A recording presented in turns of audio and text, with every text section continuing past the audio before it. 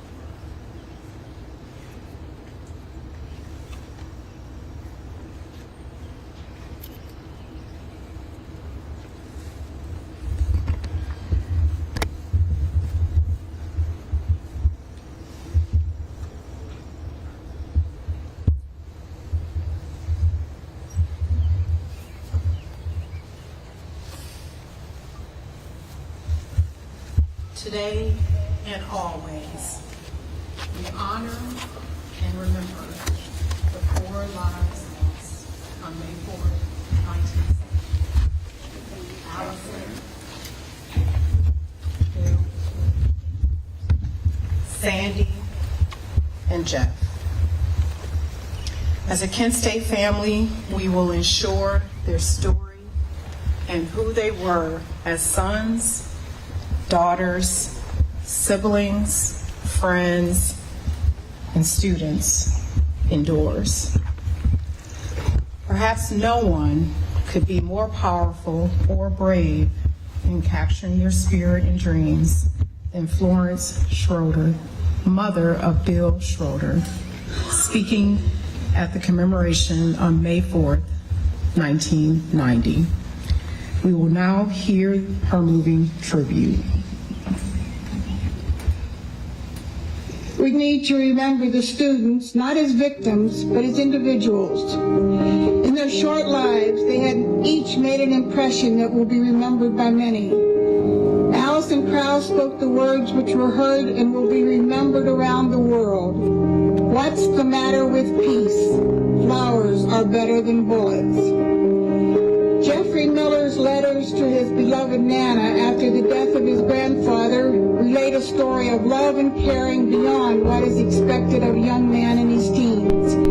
While still in high school, he wrote a poem in which he said, "The war without a purpose marches on relentlessly, not stopping to mourn for its dead, content to wait for its end. But all the frightened parents who still have their sons fear that the end is not in sight." A friend who wrote about Sandy Schroyer after her death remembered her as truly alive and overwhelmed by the greatness of her existence. She was unique as an individual with an aura of innocence. She was developing into a woman of quiet joy and peaceful acceptance. She was a perfect listener. She loved to laugh and found pleasure in everything.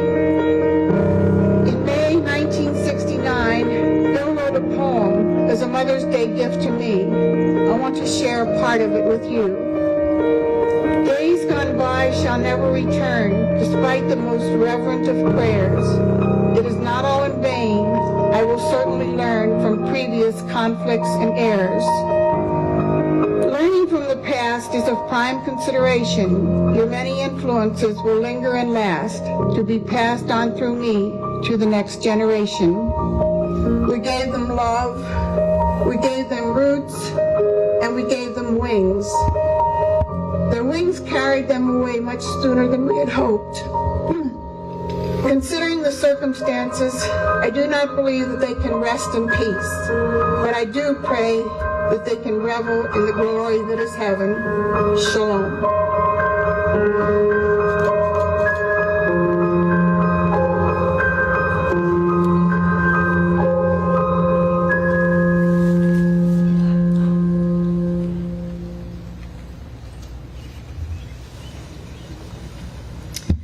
I now invite Dr. Chick Kamfora, Chair of the Presidential Advisory and Commemoration Committee.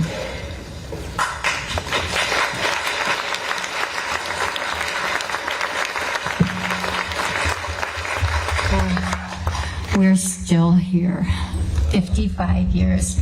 Thank you. Good afternoon. May 4th, 1970 stands as a defining moment in American history. As chair of the May 4th Presidential Advisory Committee and chair of the May 4th Commemoration Committee, it is my honor to work throughout the year with Kent State students, faculty, and administrators on the vital role that our university plays in not only commemorating what happened on this hill 55 years ago, but also fulfilling our collective responsibility to educate others about our history and the many lessons it holds for our nation in these volatile times. Today we have Dr. Greg Payne and Emerson students here as part of that education effort.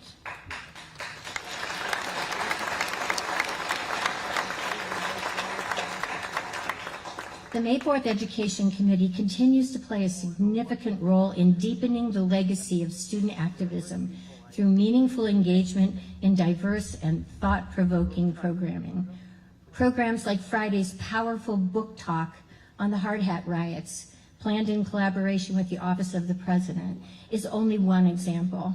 This historic attack, launched by construction workers against students protesting the Kent State killings in 1970, highlighted America's deepening class divisions and the growing polarization in America in 1970 that is increasingly relevant and thought-provoking today. This is a milestone year for May 4th on many fronts. Our 55th May 4th commemoration coincides with the 50th anniversary of the fall of Saigon, a day that history shows was hastened by the actions of more than 4 million students in high schools, colleges, and universities in an anti-war movement that, with the power of our voices, brought that war to its knees.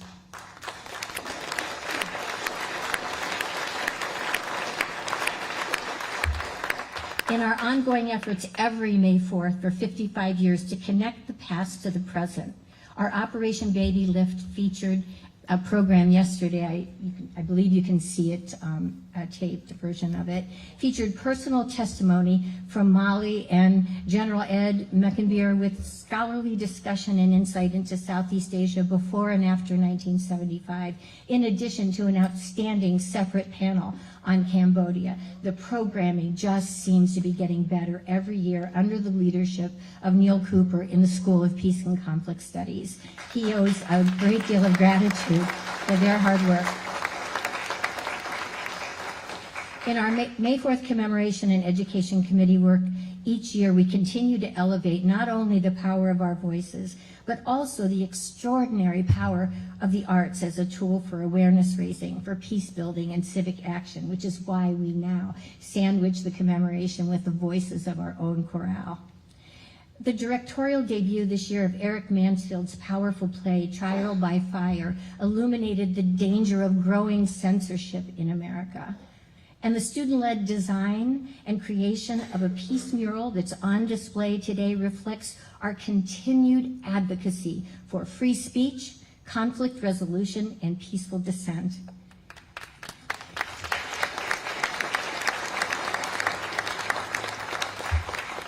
Our president, Todd Diakin, reminds us all the time that the eyes of the world are upon us, and Kent State continues to model for the world the role of a university still healing from its wounds, and nowhere is that more evident than in the leadership and conflict management training happening here and across the region, as our School of Peace and Conflict Studies engages actively with college and high school students in reflecting on activism, civic responsibility, and social justice in very real and practical ways, whether through art, education, or leadership. Kent State today embraces its responsibility not only to honor those who fell 55 years ago today, but also to cultivate an informed and engaged citizenry today, ready to lead meaningful change in this very, very dangerous world they're about to enter.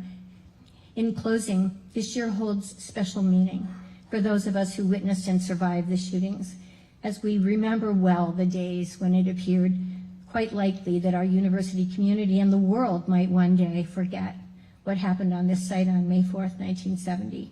But it was precisely 50 years ago that my brother Alan, along with wounded students Robbie Stamps and Dean Kaler, who couldn't be with us today, but I know he's watching and is with us in spirit, they banded together with current Kent State students in 1975 to form the May 4th Task Force.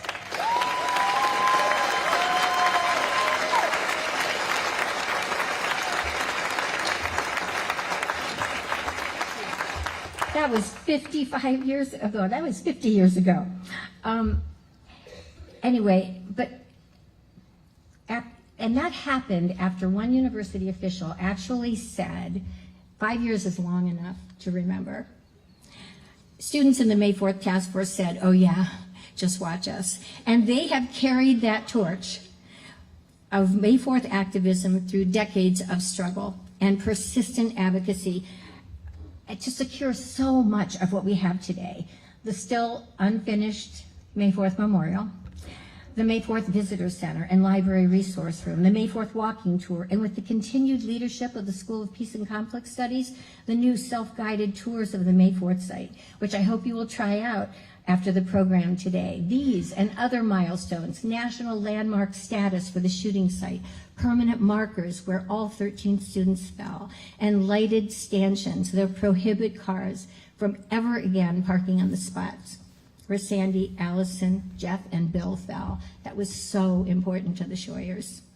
All of these were at one time dreams of the May 4th families and the May 4th Task Force.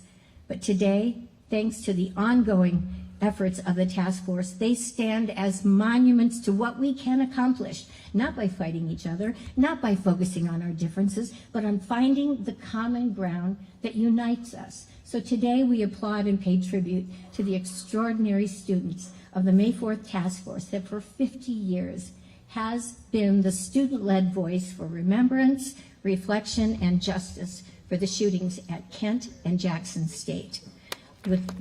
That deserves applause.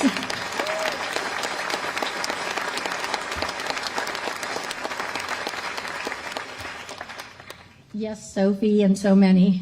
Today we applaud and pay tribute to you, the extraordinary May 4th Task Force that with limited resources every year, even as final exams was approaching, for 5 decades, they hosted programs, commemoration, spirited action, determined never to forget what happened here. And they were pushed on by stalwart members of the task force like Mike and Kendra, Rainbow Bear, and too many to eliminate, Mary Mosier.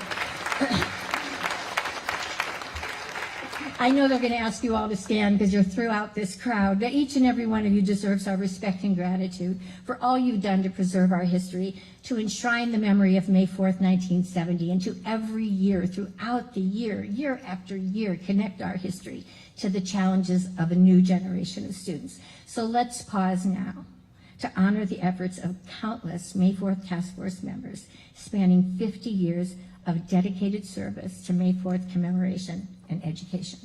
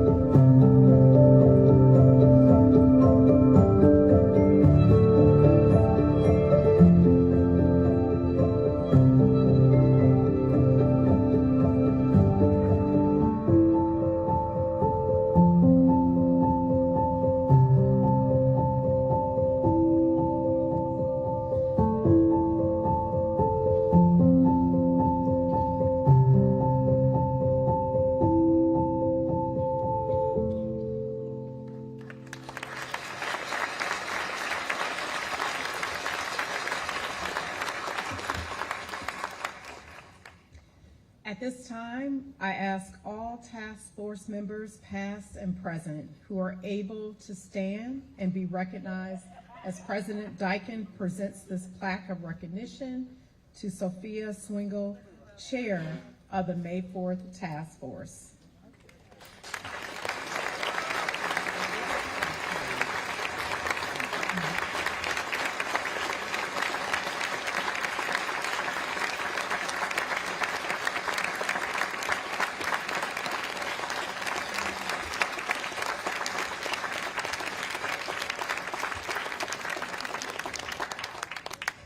We all owe a debt of gratitude to the task force for its leadership for the last 50 years and for their noble work in the years ahead.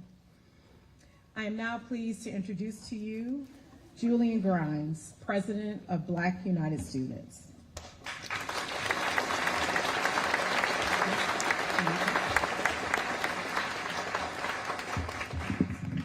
How are you guys doing today? I wish it was a little warmer outside, right? So, before I start, I just want to give a quick little Bible verse. For where 2 or 3 are gathered in my name, there I am with them. Matthew 18, verses 20. Free at last! Free at last! Thank God Almighty! We are free at last. That is what Dr. King said. But I stand before you today with a question. Did that freedom last? Were we ever truly free to begin with? I've asked myself this question over and over, and each time I come back with the same conflicted answer. They say we were free, yet look around. Look at what's happening right now on campus. Across the nation, campuses across the nation are being met with the fate of SB1. This is threatening to erase everything that you have fought for. Students, undergraduate students, look at these alumni in the face and let them know that you do not want to fight for the stuff that they fought for.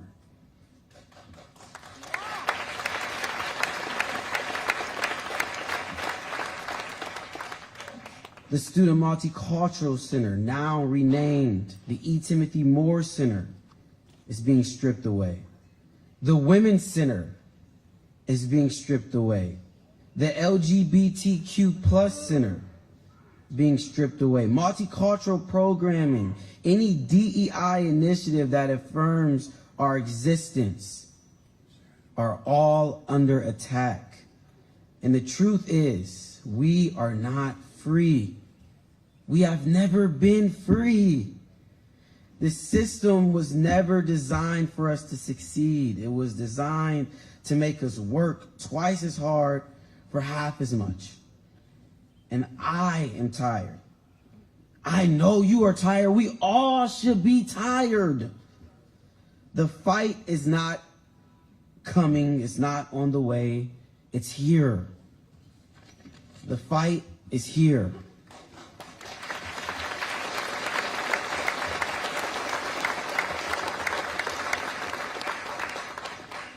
I stand before you today, not just as a student, not just as the president of Black United Students, not just as a proud member of Kappa Alpha Psi Fraternity Incorporated, but as a living witness and a viewer to the dismantling of the progress that you leaders, you student leaders, have fought for.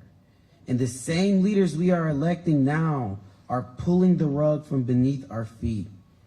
And if we do not speak up and organize and act now, we will lose everything our ancestors bled for. Wake up, because if you didn't learn anything from May 4th, learn. Students on this campus, students make change. Students have the power. Us undergraduate students have the power. They need us. Without us, there's no this. If you can hear my voice, wake up. They want to divide us. They want to keep us quiet. But now is the time to break that silence. Now is the time to take risk. Because with risk comes reward. And the reward is far greater than the fear. Our legacy is at stake. Our futures are at stake. Listen to me. I come from a high school in a small town of Akron, Ohio. Went to a high school with the name Bookto High School. A school in Akron Public Schools. They so-called a failing district. But look at me. I'm graduating in less than 5 days.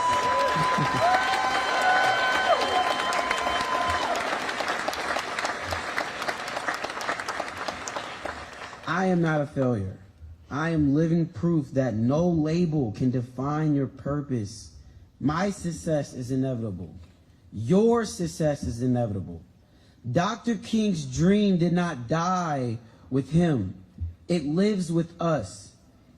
And today, that dream needs to be defended. We must be louder. We must be braver.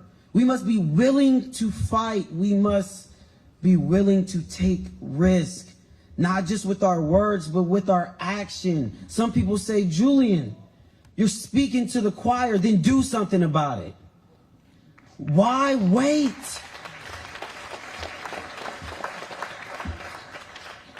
Freedom is not given, it's fought for.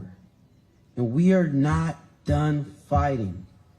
So before I end and I sit back down and we do all the clapping and screaming and yelling, I would like to end with a Bible verse, as I started with a Bible verse. For where 2 or 3 are gathered in my name, there I am with them.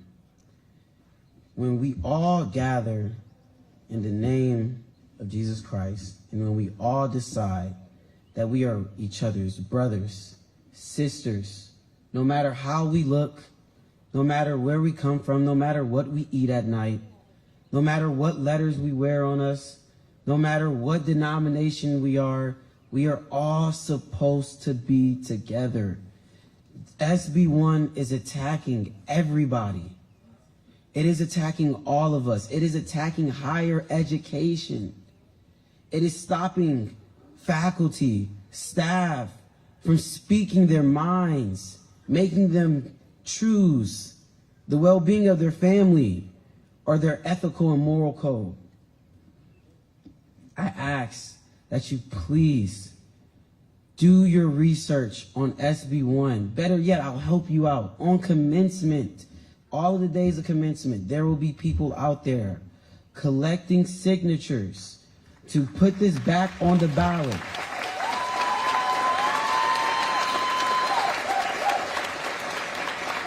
We need 250,000 signatures.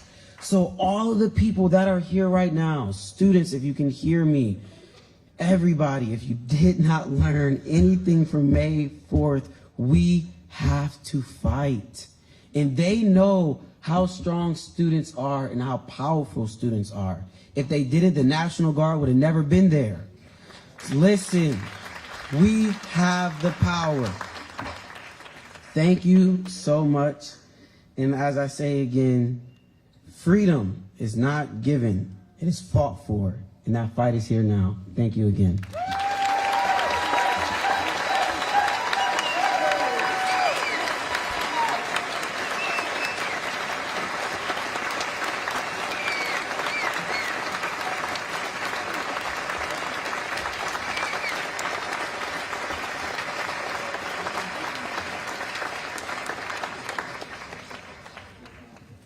Thank you, Julian, for those timely remarks and your leadership. I now want to welcome Sophia Swingle to the podium to make a few remarks. Thank you.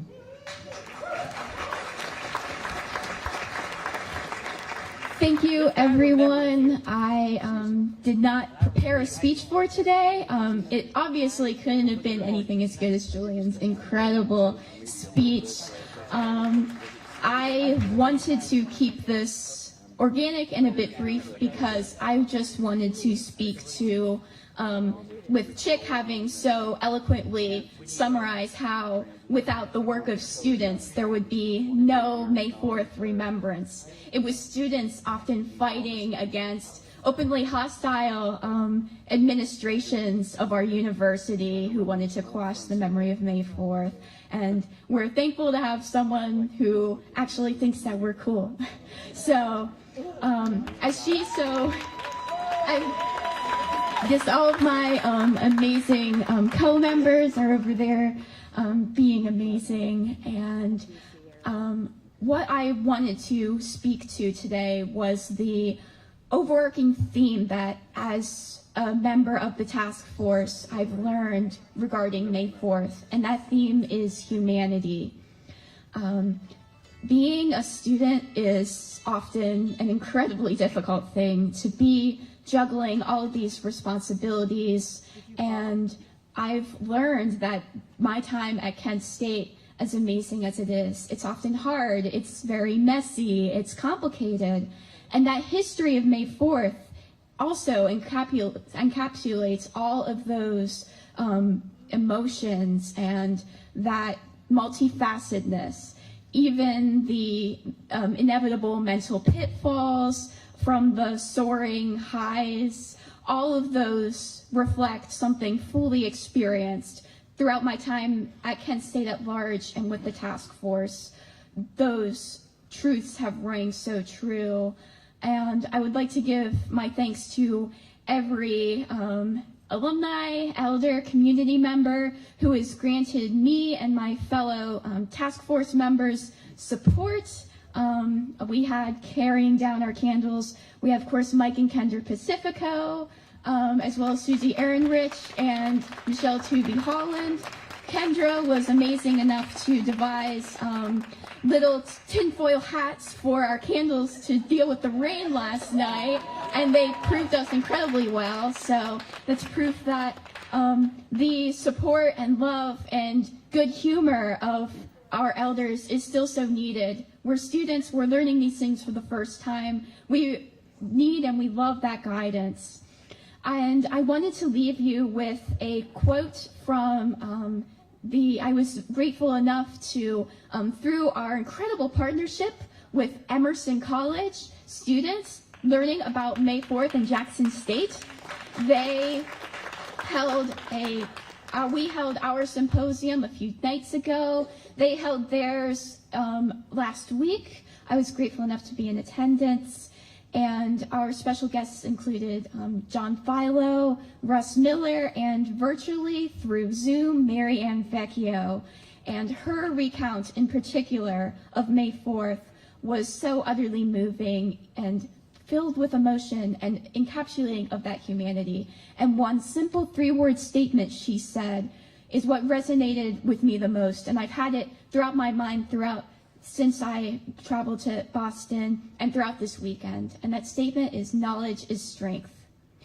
And being a member of the May 4th Task Force has proven to me that there is still so much we need to learn about May 4th.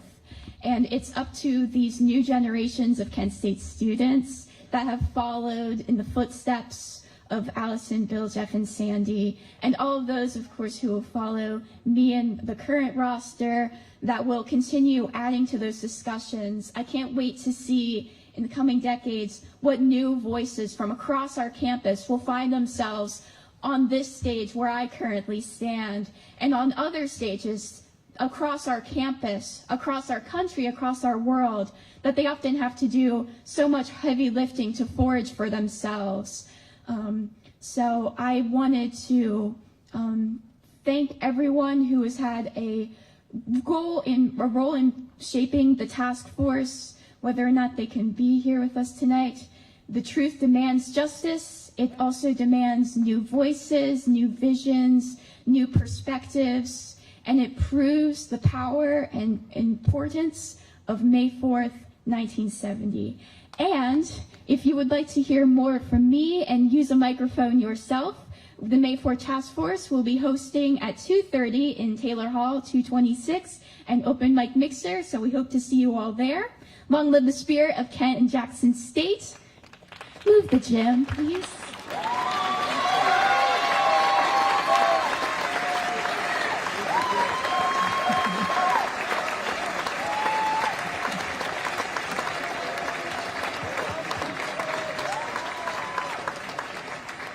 I now welcome Dean Ken Berhana for a special tribute to Dr. Jerry Lewis.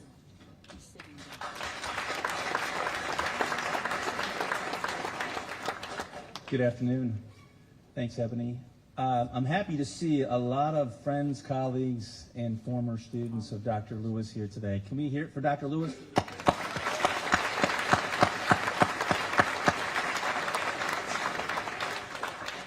Recently, due to a misunderstanding, some fake news spread online through social media about Jerry Lewis.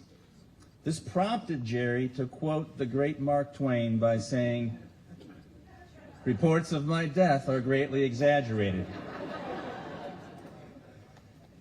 I can tell you, Jerry is very much alive.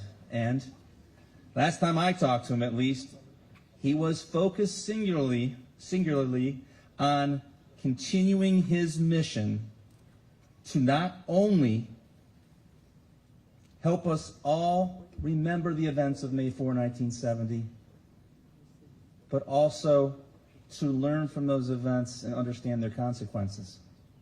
Shortly, we're going to watch a video in tribute to Jerry. I ask that as we view the video that we reflect on his mission to never forget the lives lost and changed on May 4, 1970, to always strive to study and learn from the events of that day, and to teach with unwavering passion the importance of peace. Thank you. Peace.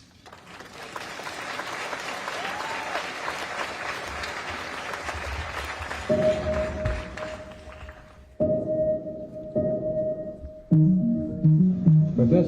Jerry Lewis.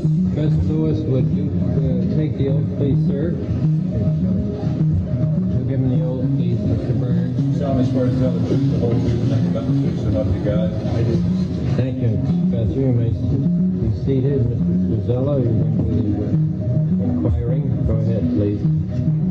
Doctor, would you state your full name for the commission, please? Jerry M. Lewis. What is your association with Kent State University? I'm an assistant professor of sociology. How long have you been at Kent State, Doctor? 4 years. The guard came back up this way, walking very fast. When they got to about here, the right rear echelon of the National Guard turned, stepped forward, and fired. Notice that they were standing. The worst position to fire an M1 is in a standing position. Did you act as a faculty marshal in May at the rally that occurred around the ROTC building on May 2 and at the rally on Monday morning, May 4th? Yes, on Saturday evening I helped Mr. Frank organize the faculty marshals. I also acted as a marshal on Monday.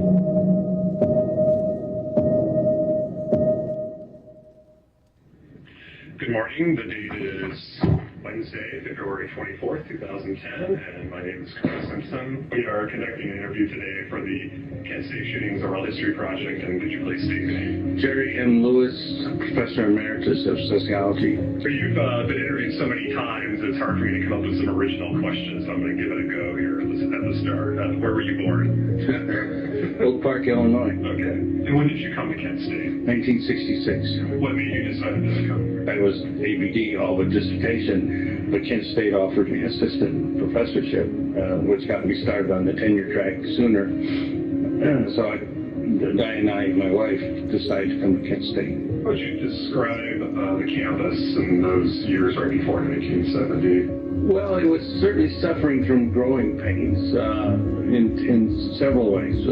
First way was the increase in students. And with all these, with this influx of more students coming in those years, did you see a change in the political consciousness? A lot of people think May 4th started on May 4th, but in fact, there was political activity as early as 1967. There was a black student protest in the fall of '68. That's when we really formed up the faculty marshals at that time. They were protesting some of the things, particularly the failure to develop a Black Studies program. The Black students? Yeah, bus, yeah. And they did a symbolic walk off campus, and we organized faculty marshals, primarily from sociology, English, and a few other places. Basically because there had been rumors that there was going to be a counter demonstration against them and they could be at risk. It turned out not to be true. But it was still the genesis of the faculty marshals. Glenn, Harold Kittner, and I were asked to organize faculty marshals on May 2nd by Robert Manson, the Dean of Students at that time, which we did. And Glenn, clearly being senior, took the leadership. Remember, I was 33 years old at the time, and sort of just listened and did what I was told. And we did organize faculty marshals, and I think they were pretty effective for a while. But when the National Guard came on campus, it was clear that we were no longer an agency that made any difference. Basically, faculty marshals were calming presence. Tom Gray says, we cared for students, and we did. We thought we had a Wonder Woman bracelets. We could fight off anything, but we didn't. On May 4th, I went out to the rally about noon, and as a faculty marshal. Just as I got to the corner of Taylor Hall, the National Guard Jeep drove out and said, "You must leave, this rally's illegal." I said to my friend Norman Duffy, "Let's go down and talk to the students," convinced them, and I wanted them to leave because we were worried about the bayonets on the rifles. We had no inclination that the guns were loaded. which of course they were. And just as we were beginning to walk down the hill from Taylor Hall to where the activists were, the National Guard started coming across the commons and began to tear gas the demonstrators and the observers and the faculty marshals. So I went up past Taylor Hall, turned left, went down into the parking lot. As I got to the parking lot, Prentice Hall parking lot, I saw a student some distance off laying on the ground. I went over to the student. It turned out to be a blind student who'd been tear gassed, and I gave him a little first aid. And then I walked back to the edge of the parking lot and was just standing there. And the guard came up the hill towards the pagoda. When they got to the pagoda, the right rear echelon of guardsmen turned and fired. This is where I was standing. It's about 150 yards from the guard. I saw the guard come up the hill. That right rear echelon turned together and fire. I saw the smoke come out of the weapons, and I knew they were firing real bullets. After the firing began, I dove behind that tree there, which at the time was bushes. It was on the ground long enough for the shootings to go on. Then I came back to here and started walking up towards the parking lot, and a student who knew me rushed up and said, "Those were blanks, weren't they, Dr. Lewis?" I said, "No, they're real bullets, you must leave." Because there were 300 eyewitnesses to the shootings, at least. But what I was a faculty member, and there were very few of us who was trained in crowd behavior. That's the reason why my role became prominent. Could you conjecture and tell us what that student crowd looked like to the guardsmen? What kind of fear was in their mind? I don't want to be flippant with this answer, but I had a feeling that General Canterbury and I weren't in the same place at all when he was testifying this morning. I did not see this wave of students charging up the hill that he saw. Most of the students were simply watching and cheering. Now, the cheering is pretty earthy, and you've heard this before, and it probably isn't very pleasant to be called the names, but I did not see this kind of human wave coming.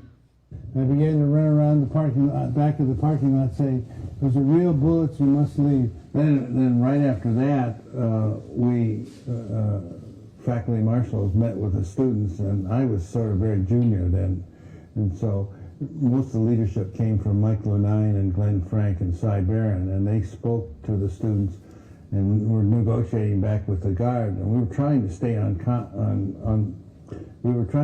the commons to protest the shootings when the guard said you must leave in a short period of time. So Glenn Frank gave a very emotional speech and convinced the students to leave, and with the help of the marshals, most of the students exited to the right of where they were sitting. Kent State then closed for within 3 hours, and we were closed for 6 weeks. Mr. and Mrs. Schroeder, Mr. and Mrs. Scheuer, and the family of the late John Olds. We gather beyond the classroom to dedicate a memorial, but also to rededicate ourselves. To dedicate a physical memorial that reminds us to continue the rituals that help us inquire, learn, and reflect in order to achieve a more positive condition of human life. Shakespeare wrote, "There is history in all men's lives." 20 years ago, history stopped for 4 young people. Their history is our challenge. Peace.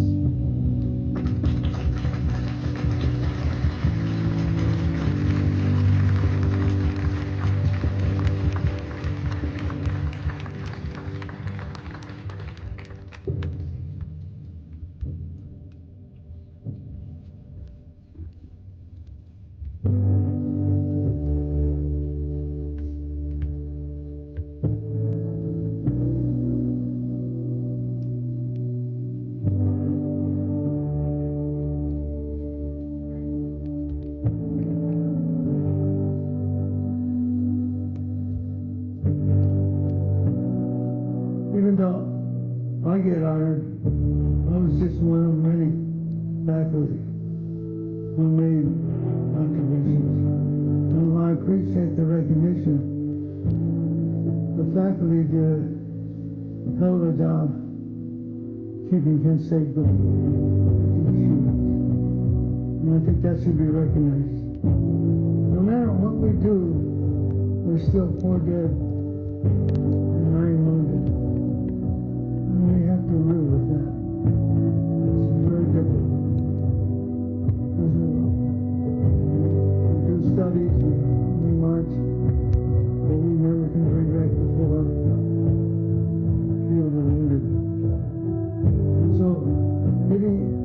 activism in May 4th is a very sad experience, but it has to be done.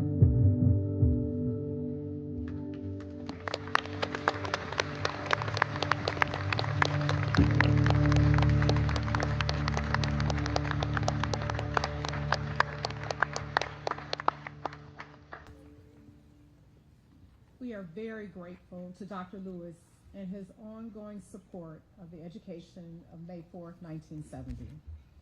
At this time, Dean Amy Reynolds will acknowledge scholarships that honor the legacy of May 4th, 1970 and support students